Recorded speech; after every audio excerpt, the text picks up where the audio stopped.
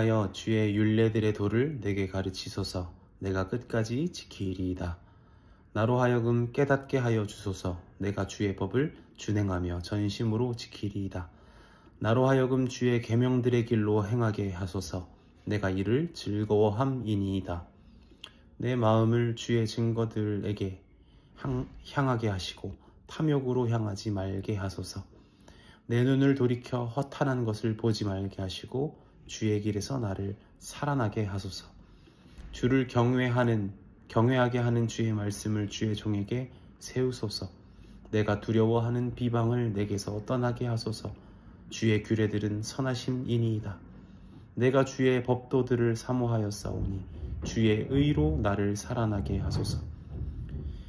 여호와여 주의 말씀대로 주의 인자하심과 주의 구원을 내게 임하게 하소서. 그리하시면 내가 나를 비방하는 자들에게 대답할 말이 있사오리니 내가 주의 말씀을 의지함이니이다. 진리의 말씀이 내 입에서 조금도 떠나지 말게 하소서. 내가 주의 규례를 바랐음이니이다. 내가 주의 율법을 항상 지키리이다. 영원히 지키리이다.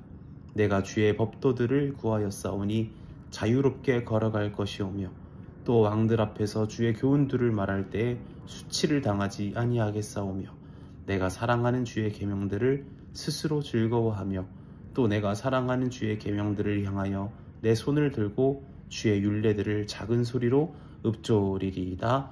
아멘. 할렐루야. 오늘 이 아침에 하나님의 말씀 앞에선 저와 우리 성도님들에게 하나님께서 큰 은혜를 베풀어 주시기를 간절히 소원합니다. 오늘 말씀을 묵상하면서 저는 애굽에서 탈출하는 이스라엘 백성이 생각이 났습니다. 애굽에서 노예 생활을 하던 그 이스라엘이 하나님께 구원을 받습니다. 놀랍게도 그 구원받은 이스라엘 백성에게 하나님께서 가장 먼저 주시는 것이 뭐였는지 기억나십니까? 물론 먹을 것, 마실 것이 있었겠지만 굉장히 기념적으로 하나님께서는 그 노예들에게 율법을 주십니다. 이게 굉장히 놀라운 구간인데요. 노예들에게는 법, 규칙, 자유 같은 것이 존재하지 않습니다. 노예는 그저 먹을 수 있는 음식과 또 잠잘 수 있는 공간만 제공받으면 언제라도 일을 할 때까지만 일하고 죽어야 하는 존재들이었습니다. 그런 노예들에게 더 이상 너희가 노예가 아니라 자유인이다 라는 것을 증명하는 것이 바로 하나님이 주시는 법이었다는 것입니다. 우리는 흔히 규칙이나 법 같은 것이 없어야 인생이 자유로울 것이라고 생각합니다. 하지만 사실 그렇지 않습니다. 자유를 위해서는 법과 규칙이 있어야 합니다. 노예들을 지켜줄 만한 법과 규칙은 존재하지 않았는데 하나님께서는 그들에게 법과 규칙을 주심으로써 그들이 자유롭게 살 수 있는 자들이라는 것을 분명하게 가르치시고자 했던 것입니다. 그래서 하나님은 그들을 구원하셔서 가장 먼저 하나님의 법을 가르치십니다. 오늘 우리가 읽은 이 시편의 시인은 그 하나님의 법이 얼마나 달콤하고 아름다운 것인지 알고 있는 사람 같습니다. 33절에서 35절을 한번 읽어보겠습니다. 여호와여 주의 율례들의 도를 내게 가르치소서. 내가 끝까지 지키리이다.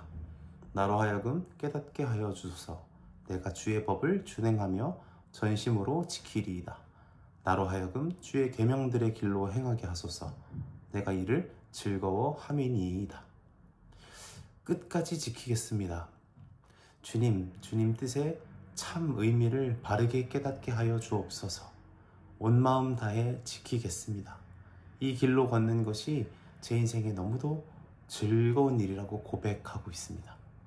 그에게 하나님의 말씀을 배우고 깨닫고 행하는 이 모든 순간이 누군가에 의해 강요되거나 의무로 여겨지지 않았던 것 같습니다. 자기 삶과 영혼을 지키시는 하나님께서 그 선하신 뜻을 위해 주신 것이 바로 하나님의 법과 율례라는 것을 그는 깊이 헤아리고 있는 것입니다. 저는 이렇듯 하나님의 주신 말씀을 바르게 깨닫는 사람과 그 법을 주신 하나님의 의중을 깊이 살필 수 있는 사람들을 하나님께서 세상의 증인들로 세우신다고 믿습니다. 잘 생각해보면 정말 듣기 싫어 죽겠고 순종하기 싫어 죽겠는 사람들의 표정과 모습을 통해서 과연 하나님과 하나님의 말씀의 참 뜻이 세상에 드러날 수 있을까요? 그렇기는 어려울 것 같습니다. 반면 이 하나님의 말씀, 그 뜻이 너무도 좋다고, 너무도 귀하다고 깨달은 사람들, 이것의 달콤함과 이것의 존귀함을 표정과 생각과 삶의 모든 양식으로 드러내는 사람들이 이 땅 위에 있어야 하나님을 모르는 많은 자들이 하나님과 하나님의 뜻의 참 의미를 깨달을 수 있지 않을까요? 44절에서 48절을 읽겠습니다. 내가 주의 율법을 항상 지키리이다. 영원히 지키리이다. 내가 주의 법도들을 구하였사오니 자유롭게 걸어갈 것이오며 또 왕들 앞에서 주의 교훈들을 말할 때 수치를 당하지 아니하겠사오며 내가 사랑하는 주의 계명들을 스스로 즐거워하며 또 내가 사랑하는 주의 계명들을 향하여 내 손을 들고 주의 율례들을 작은 소리로 읊조리리이다. 아멘.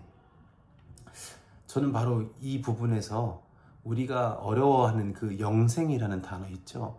이 영생이라는 어렵고 추상적인 개념이 오늘 이 고백을 통해서 우리 그리스도인들에게 좀 구체적으로 다가올 수 있다고 생각합니다. 영생, 단어로 생각해보면 그냥 오래 사는 것처럼 느껴집니다. 하지만 신학적으로 영원히 산다는 것은, 영생한다는 것은 삶이 길어진다는 것을 의미하지 않습니다.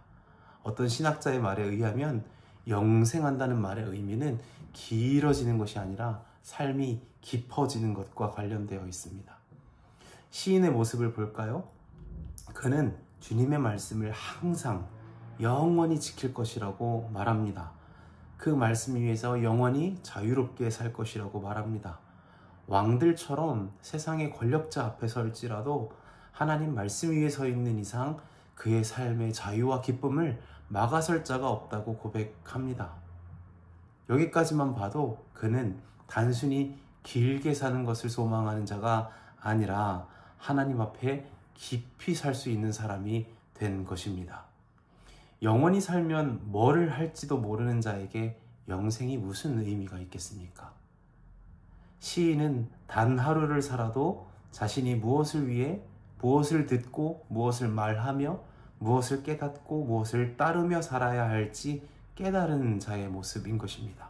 이것이야말로 영생을 받아도 그것을 마음껏 누릴 수 있는 인생이라고 할 수 있겠습니다. 바라기는 사랑하는 우리 독일교회와 서울 생수회강교회의 형제 자매님들 모두 하나님의 말씀과 뜻 안에서 참 자유를 경험하실 수 있었으면 좋겠습니다. 죄에 종된 인생을 살기보다 하나님의 말씀에 순종함으로 진실한 자유의 삶을 살아가시기를 축복합니다. 더불어 하나님께서 우리에게 허락하신 그 영생의 깊이를 깊이 깨달을 수 있도록 오늘 하나님께 단 하루를 살더라도 하나님의 말씀의 아름다움을 깨달을 수 있는 깊은 하루를 살 수 있게 해달라고, 그렇게 은혜와 지혜를 달라고 기도하는 우리 오늘 하루가 되시기를 주님의 이름으로 간절히 축복합니다. 기도하겠습니다. 하나님 감사합니다. 우리에게 귀한 말씀을 주셔서 감사합니다. 죄와 세상의 종으로 살 수밖에 없는 우리 인생을 하나님의 말씀으로 자유케 하시니 감사합니다. 날마다 주님의 말씀 안에서 자유로 기쁨과 즐거움을 누리는 영생 속에서 깊은 은혜를 깨달아 하는 거룩한 인생들이 되도록 오늘 하루도 우리를 빚어가 주옵소서. 오늘 우리 인생의 주인이 되시는 우리 구주 예수 그리스도의 이름으로 기도드립니다. 아멘.